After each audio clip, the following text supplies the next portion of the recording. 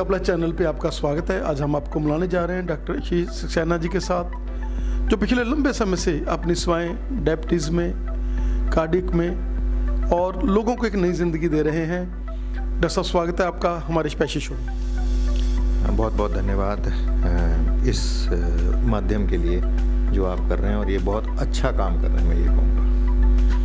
Doctor साहब, sugar जो कि किसी समय पर बहुत ज़्यादा टेंशन होती थी घर वालों को। जब किसी को शुगर हो जाती थी तो उनको लगता था कि बस ये गेट वे टू डेथ है, और घर में एक शोक सा पड़ जाता था कि शुगर हो गई।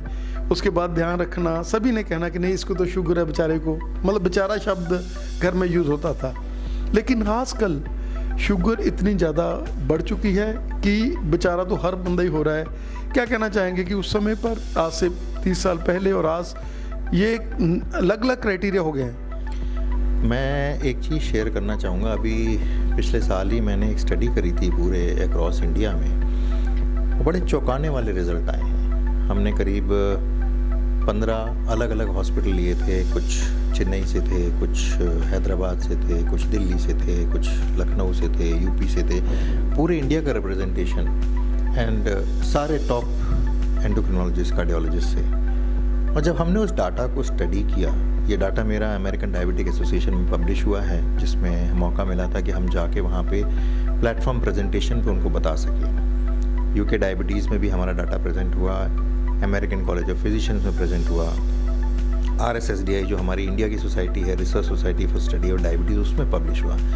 जो मैं बताना चाह रहा हूँ, जो चौंकाने वाले रिजल्ट हैं, 40 साल से कम उम्र वाले लोग, हमने 3 चीज़ें देखी। हमने देखा HbA1c जो 3 महीने के शुगर का एवरेज है, हमने पेशेंट का LDL कोलेस्ट्रॉल देखा, और हमने BP देखा। ये 3 पैरामीटर चेक किए हैं जो आमूमन हर डॉक्टर के चैम्बर में होते हैं। और इन 3 पैरामीटर्स में से 100% 3 पैरामीटर का कंट्रोल इस पूरे डाटा में सिर्फ 12% लोगों का था।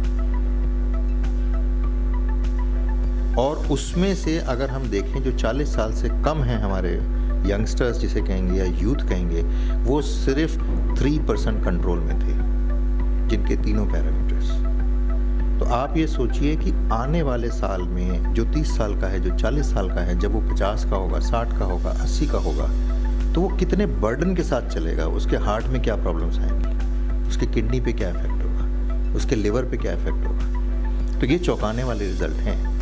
लाइफस्टाइल, अर्बनाइजेशन, काम अलग टाइम पे होना, नींद पूरी ना व्यस्त होना, कंप्लीट स्लीप नहीं आना, स्लीप पैटर्न्स चेंज होना, हर लेवल का स्ट्रेस अलग अलग तरीके की, इन चीज़ों ने बहुत दिक्कतें करी हैं। और ये सिर्फ हमारे शहरों में नहीं है, ये हमारे गाँव में भी है। तो ये एक अलग सा चेंज आया है जो पहले नहीं था। पहले था कि 50 की उम्र के बाद शुगर होती थी, अब शुगर की कोई क्राइटेरिया नहीं है। अब 70 साल की उम्र में भी शुगर पता चल रही है, और अब 20 साल में भी शुगर पता चल रही है।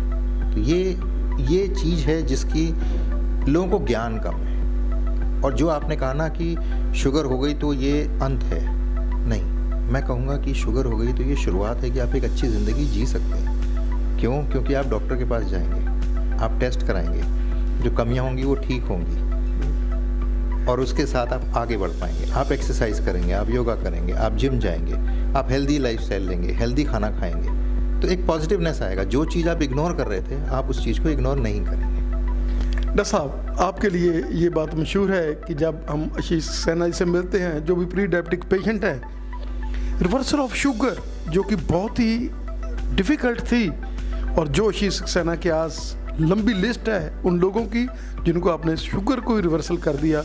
क्या कहना चाहेंगे कि आपने जैसे इंटरवीन किया है शुगर को, और शुगर के साथ जैसे आपने अभी बात कही कि ये तो एक पॉजिटिविटी है, और वही पॉजिटिविटी आप पेशेंट्स को देते हैं, और पेशेंट्स में एक नया जोश आता है। मैं आपको बताऊं, इसको हम ना प्री डायबिटीज़ बोलते हैं। प्री डायबिटीज़ वो होता है जिसमें हम HbA1c 5.7 से 6.5 लेते हैं। 6.5 से ऊपर डायबिटीज़ आ जाता है। अब प्री डायबिटीज़ एक बहुत बड़ा ख़तरा है हार्ट डिजीज़ का।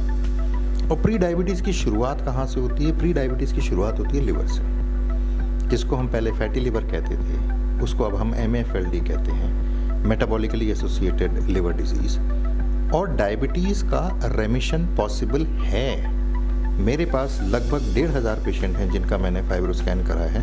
उसमें से कईयों के रेमिशन हो चुके हैं, साल हो गए हैं, 2-2 साल हो गए हैं, वो बिना शुगर की दवाई के आराम से हैं। तो ये चीज़ पॉसिबल है, बशर्ते आपको उस प्रकार की डायबिटीज़ होनी चाहिए जो पकड़ी जा सके। आपको उस हिसाब से चलना चाहिए, उस मेडिसिन के हिसाब से, प्लस जो हम एक्सरसाइज बोलें, जो हम डाइट बोलें। कोई डाइट में ऐसा नहीं है कि ये नहीं खाना, वो नहीं खाना, नहीं, सब खाना है, बट तरीके से खाना है। और उस तरीके से अगर आप चलेंगे, अब मैं एक बड़ी अच्छी सी बात बताऊं, हमारे पास कुछ कंटिन्यूस ग्लूकोज मॉनिटरिंग मशीन्स आ गई हैं। मैं जो इस्तेमाल करता हूं उसका डाटा हम मोबाइल से देख सकते हैं कि आपने जो खाया उसी समय आपके मोबाइल पे आ जाएगा कि क्या शुगर है। हम मखाने को बोलते हैं कि मखाने बड़ी हेल्दी डाइट है। जब हमने अपने एक पेशेंट के ऊपर लगाया, जब भी वो मखाने खाता था उसकी शुगर बढ़ जाती थी, जब भी वो रोटी खाता था उसकी शुगर बढ़ जाती थी, बट चावल खाता था तो उसकी शुगर नहीं बढ़ती थी। उसने प्रॉपर चेक किया, उसने रोटी नहीं खाई, उसने चावल खाए, सब कुछ खाया, और यहाँ तक कि मिठाई भी खाई, और उसकी शुगर नॉर्मल रेंज में थी उस CGMS में। तो तरीका क्या बना कि जो चीज़ आपकी शुगर बढ़ा रही है उस चीज़ को रोक दो। मिक्स आटे की रोटी कर दी, मखाने बाहर हो गए, चावल खा लिया, सब्जियां खा ली, दालें खा ली, पनीर खा लिया, और शुगर कंट्रोल में आ गई। प्री डायबिटीज से नॉन डायबिटिक रेंज में आ गई। डॉक्टर साहब, आपका लंबा एक्सपीरियंस, आपका अबाउट 30 साल का आई फील, और 25 साल का तो नहीं है डॉक्टर साहब, जैसे 25 साल का आपका एक्सपीरियंस हो गया, क्या कहना चाहेंगे कि उस समय जब आप तब पेशेंट्स को देखते थे और अब देखते हैं, क्या कहना चाहेंगे कि अब इतना ज़्यादा डाटाज, इतने ज़्यादा आपका माइंड सेटअप, जैसे आपने फैटी लिवर की बात कही है, तो उस समय तो बड़े लोगों को ये प्रॉब्लम थी, लेकिन आज तक फैटी लिवर की हम बात कर रहे हैं तो वो नॉर्मल लेते हैं लोग, फर्स्ट स्टेज को तो नॉर्मल लेते हैं, वो कहते हैं नहीं इतना तो होता ही है सभी का। क्या कहना चाहेंगे कि उसको भी नॉर्मल नहीं लेना, और उसको भी आपने डॉक्टर सक्सेना के अकॉर्डिंगली चलना है, अगर आपने अपनी ज़िंदगी में। मैं इस चीज़ को कहूँगा कि देखिए, जो चीज़ पहले नॉर्मल थी, क्योंकि उसका इलाज नहीं था, उसके बारे में लोगों को पता नहीं था, तभी वो नॉर्मल कहते थे। रिसर्च आई, डाटा आया जिसने बताया कि नहीं, ये नॉर्मल नहीं है, ये एक एबनॉर्मलिटी है।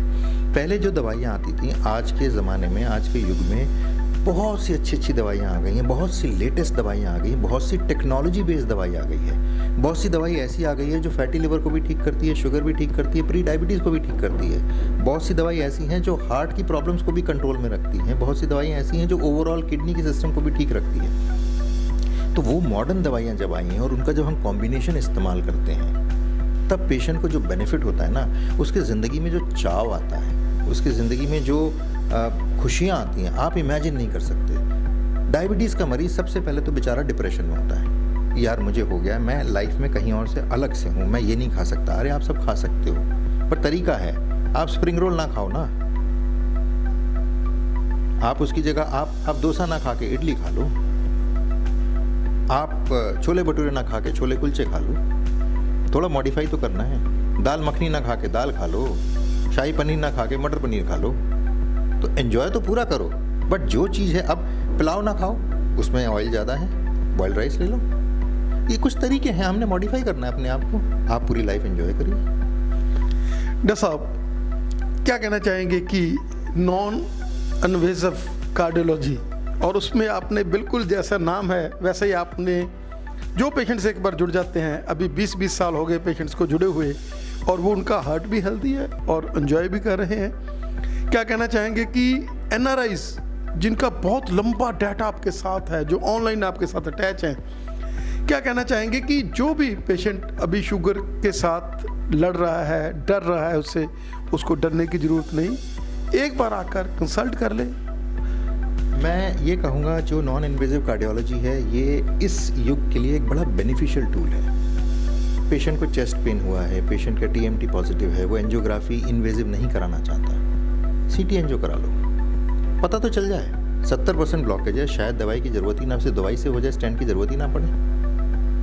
कई केसेस ऐसे होते हैं। दूसरा, एक इको में हम देखते हैं डायस्टोलिक डिस्फंक्शन, वो एक शुरुआत है हार्ट की प्रॉब्लम की। डायस्टोलिक डिस्फंक्शन जिसको है, 2 से 3 साल बाद वही सिस्टोलिक डिस्फंक्शन में या हार्ट की फेलियर में कन्वर्ट हो जाता है। अब हार्ट फेलियर के भी ना कई डाटा आ गया है। एक heart failure with reduce ejection fraction, जहाँ हार्ट की पंपिंग 50% से कम है, और एक हार्ट फेलियर विद प्रिजर्व, जहाँ पे हार्ट का फेलियर तो है बट पंपिंग 50 से ऊपर है।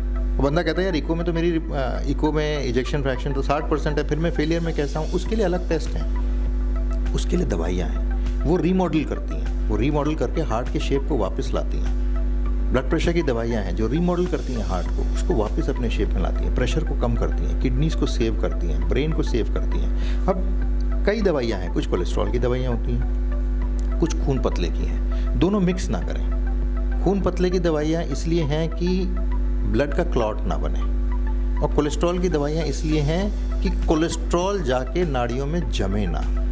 दोनों अलग अलग चीज़ें हैं। अक्सर हमारे भाई बहन दवाइयाँ ये बंद कर देते हैं कि ये ज़रूरत नहीं है। नहीं, ज़रूरत है, क्योंकि आपको शुगर है, और कभी शुगर ऊपर जाएगी, कभी शुगर नीचे जाएगी, तो वो तंग करेगी। वो तंग ही ना करे, और अगर होती भी है ऊपर तो आप प्रोटेक्टेड रहें। भाई आप फौज में हैं, आप लड़ने जा रहे हैं जंग में, तो आप ये थोड़ी कहेंगे कि मैं अपना ढाल बाद में लेके आऊँगा। वो तो आप पहले लेके चलेंगे और फिर आगे बढ़ेंगे। डॉक्टर साहब, you are an institution, you have long datas. हमारे दर्शकों को इतना अवेयर करने के लिए हम लोग इस कड़ी को आगे बढ़ाएंगे। ये सेकंड फिर आपके साथ हम अटैचमेंट करेंगे, आपका हमें समय देने के लिए और इतनी ज़्यादा जानकारी बढ़िया देने के लिए। जैसे मेडिसिन्स की आपने बात कही कि मेडिसिन्स आजकल इतनी ज़्यादा बढ़िया आ गई, जैसे रिवर्सल की बात कही, शुगर रिवर्सल बहुत डिफ़िकल्ट है, जैसे आपने 1500 लोगों के डेटा की बात कही है, और जैसे आप सेवा कर रहे हैं, जो भी दर्शक इस चैनल के माध्यम से देख रहे होंगे, वो मुझे उम्मीद है कि बहुत ज़्यादा इसका लाभ उठाएंगे। आपका हमें समय देने के लिए बहुत बहुत धन्यवाद। मैं यही कहूँगा, live healthy, smile healthy, be healthy and spread positiveness. ये बीमारी अंत नहीं है, ये शुरुआत है आपके एक अच्छे जीवन के लिए। Be positive.